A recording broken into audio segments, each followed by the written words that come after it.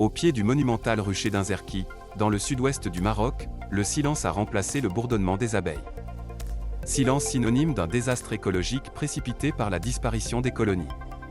Un phénomène observé à l'échelle nationale provoqué par une sécheresse hors norme et le changement climatique, selon des experts. À cette période de l'année, l'espace est censé être rempli du bourdonnement des abeilles.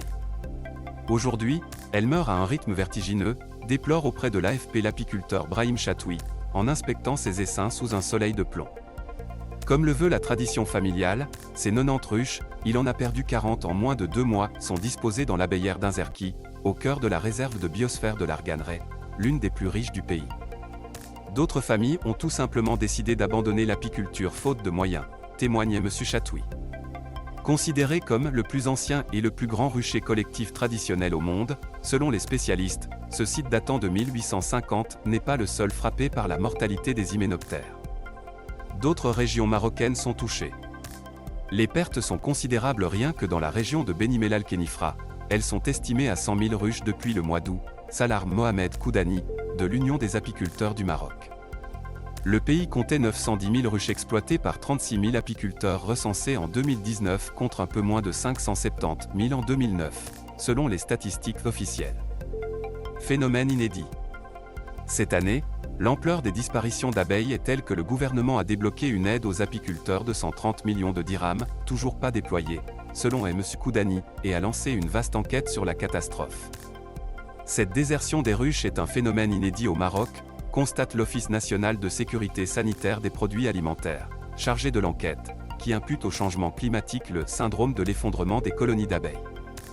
L'ONSA exclut l'hypothèse de maladie. Le chercheur en sciences apicoles, Antonin Adam, privilégie lui comme explication la pire sécheresse depuis 40 ans à frapper ce pays d'Afrique du Nord.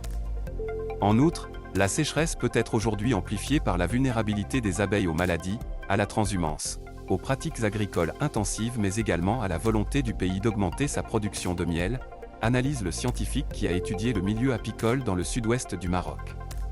La production de miel a bondi de 69% en 10 ans, passant de 4,7 tonnes en 2009 à près de 8 tonnes en 2019, avec plus d'1 milliard de dirhams de chiffre d'affaires, selon le ministère de l'Agriculture.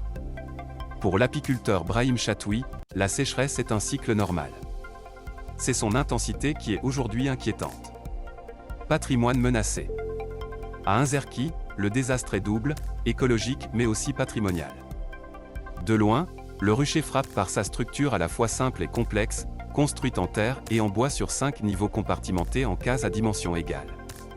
À l'intérieur des cases sont disposées les ruches cylindriques en roseaux tressés enveloppés de terre mélangée à de la bouse de vache. Mais il suffit d'approcher pour constater l'étendue du délabrement.